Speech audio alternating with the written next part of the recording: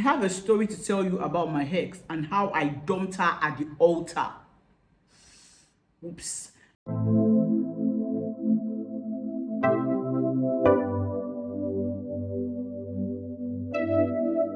Hi, you're welcome to Life Stories with Bussy. I'm sorry I wasn't here last week, but I'm here this week. And this week I have a story that I want to quickly delve into because it's pretty long. It's a pretty long story, and I don't want to drag this video longer than usual. Okay, so let me just go into the story straight away. So the person goes, his name is Femi. The person says, "Hello, Bussy. I see you're a warrior for women and you're always quick to be on the ladies' side. Let's see what you make of my story." Am I always quick to be on the ladies' side?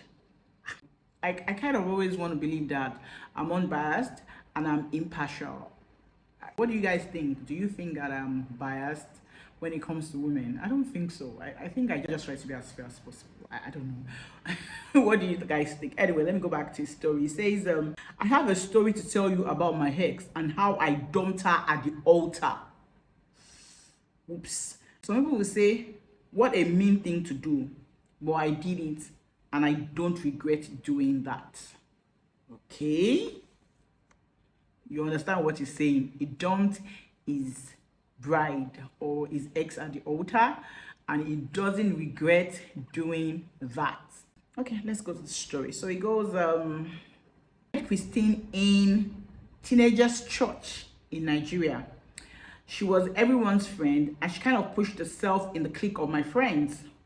We're mostly rich kids who went to the same school and all that. She wasn't in our school though. She was staying with our uncle and his wife, who were a wealthy couple known in the church.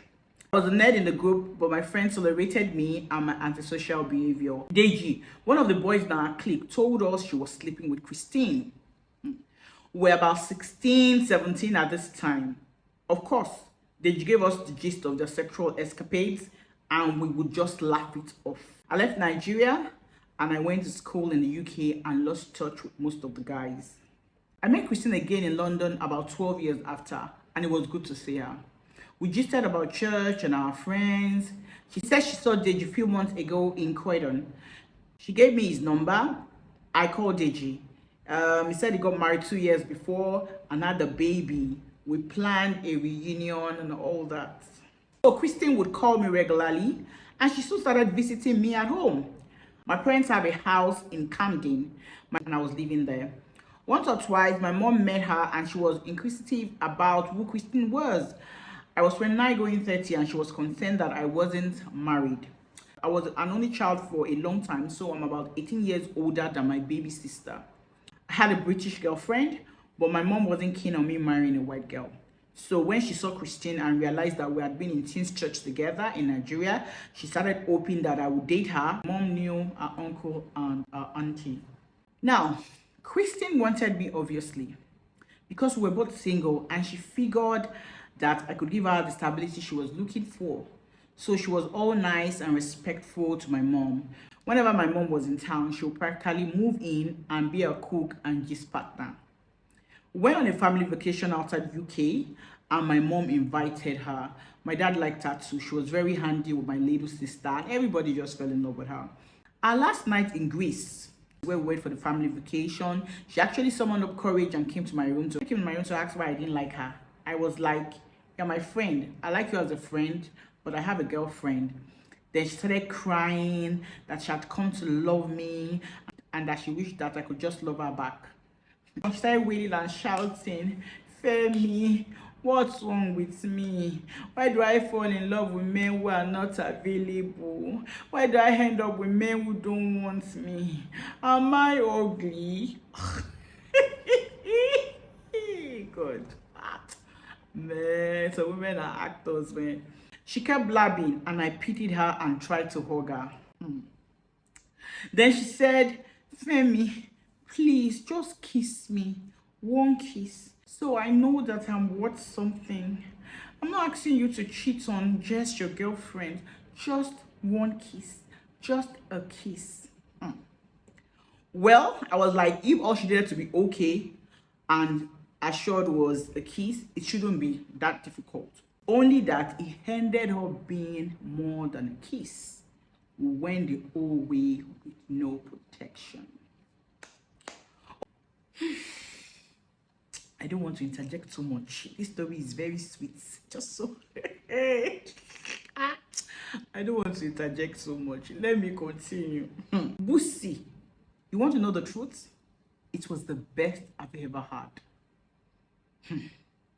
She got up from the bed crying again about how she made me do what she's sure that I didn't want to do, and how she had promised God she would not have sex before she got married.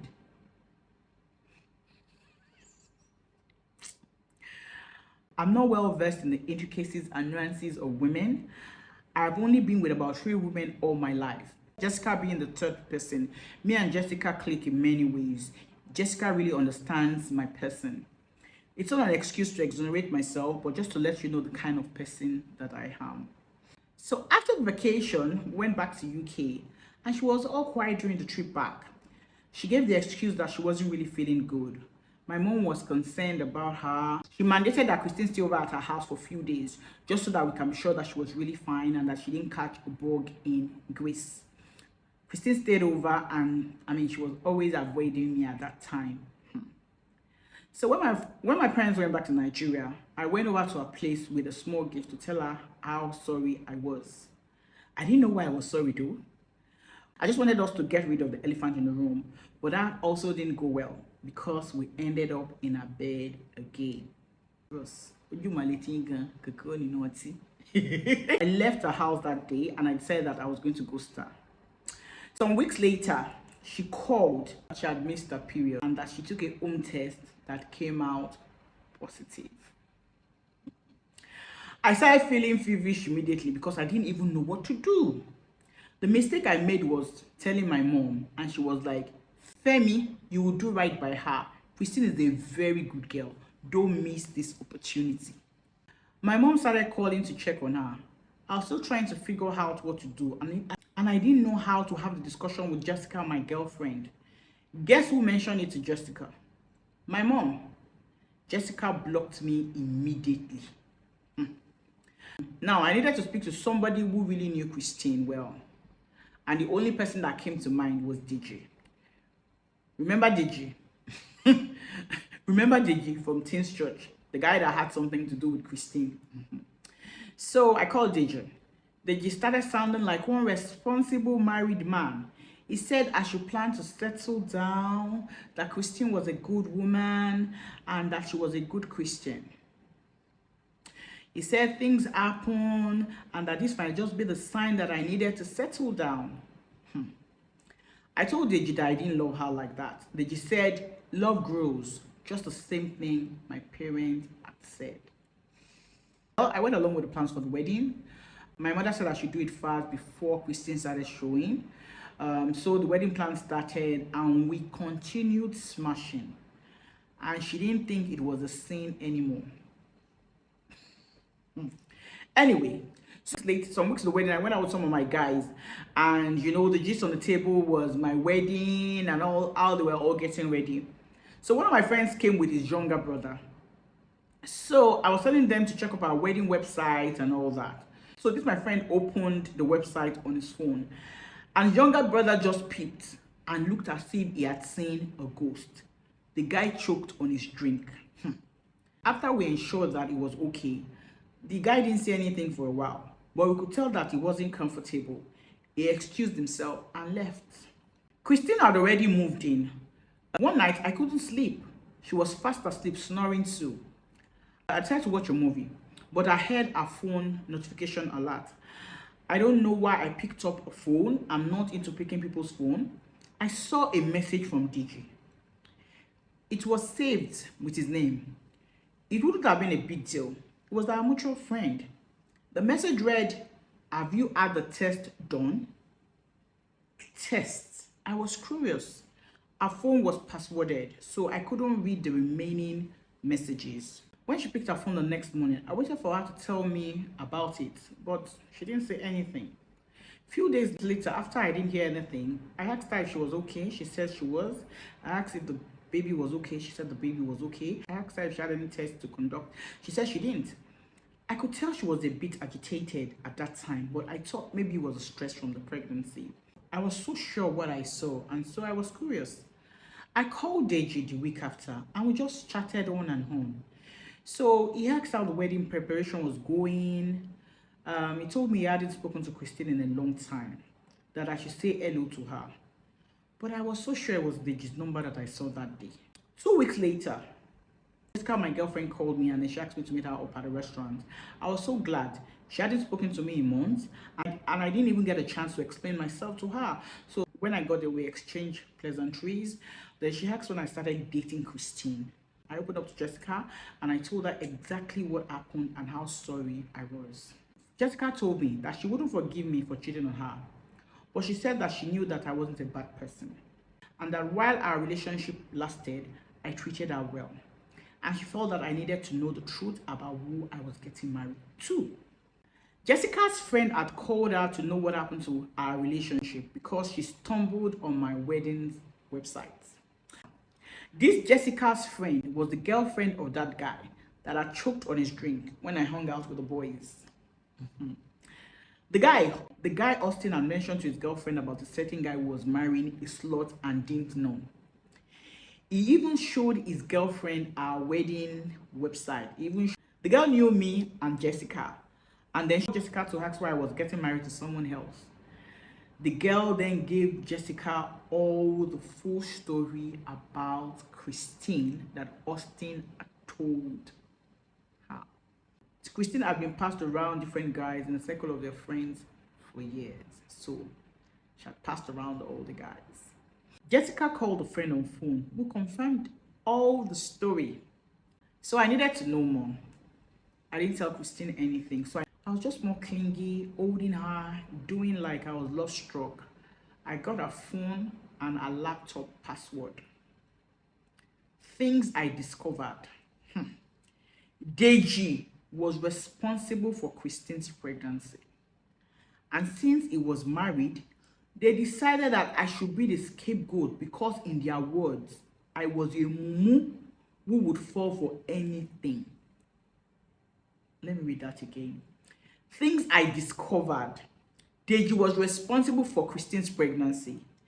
And since he was married, they decided that I should be the scapegoat because, in their words, I was a mumu who would fall for anything. Hey, God. Says, Deji said that he couldn't leave his wife, and Christine said that she couldn't be a single mom, and there was no husband in London, and that she was working on me to marry her. So Deji agreed that it was a good idea that she should get me to marry her, but I expect that that wouldn't stop the relationship that they have. Then Deji discovered that he was HIV positive, and had requested that she check herself. She did, and she was positive too. She had different sex partners plus one old politician in Nigeria who helped her to get to UK and who she serviced regularly whenever the man came to town.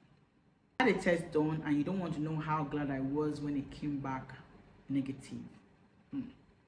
I forwarded all that I needed to forward to my phone and took pictures of mails and all the evidence that I needed. I didn't say anything to anyone. On the day of the wedding, I had booked a flight out of London. I left the copies of the evidence for my parents. I sent one copy to Deji's house, and I got my best man to deliver copies to the bride in the church. Jessica hasn't forgiven me yet, but I am wary of your gender. Some people are really wicked. Some people are really wicked and manipulative. Does she deserve to be dumped at the altar? Yes, she does. That's wickedness. You did all sorts. You seduced the guy. That's what you did. You seduced Christine. Because you knew that the guy didn't really know too much about women. You brought all your women arsenal to bear, and then you tried all sorts of things, and then you want to impose another pregnancy on his head. And then you tested positive for HIV, and then you didn't even say, and you wanted the wedding to continue. Femi, I can't castigate you on this. I can't castigate you on this. Sincerely, I'll do the same thing if I were you, and that's the truth. That was really wicked and evil That's really wicked and evil. Really, there are women like that. Why would you want to do that? You call the guy a mumu, so you call the guy a mumu, that the guy, come on. I think you deserve to be dumped at the altar. Guys, what do you think? Guys need to be very careful about women who come onto them. You need to be very careful when a woman begins to come on to you, you know, wants to be with you all the time and everything. Be careful. Some of these things are not love. Some of these things are women trying to manipulate you people into doing things that you don't want to do, or trying to get you. Now when a woman becomes too extra, the woman is coming at you and you don't even like the woman or anything, but the woman is coming for you, coming at you, you know, wanting to. Be very careful. They are looking for something. I'm sorry this happened to you, Femi. Interestingly, in Nigeria, they say Femis are Casanovas, are philandra. So you are the first Femi that I know that this is happening to. You are not a typical Yoruba demon. I pray that you get over the odds. I wish you well, Femi. I really hope that you find that woman that would love you for who you are. It's a pity that you miss Jessica, who you said you really love and understood you. I pray that you find somebody who really loves you and, you know, loves you for who you are and not what you can give, you know. I really, you know, I don't even know what to say. I don't really even know what to say to this matter, really, but I guess that people have one or two things to say. I will be in the comment section. I'll be in the comment box waiting for us to discuss this matter. As for Christine, I have no words for her. I have no words for her. She's just a very wicked person. What do you guys think about the story? I'll be in the comment box. Let's discuss this story. So next time when I come your way again, my name remains Busola David. Bye.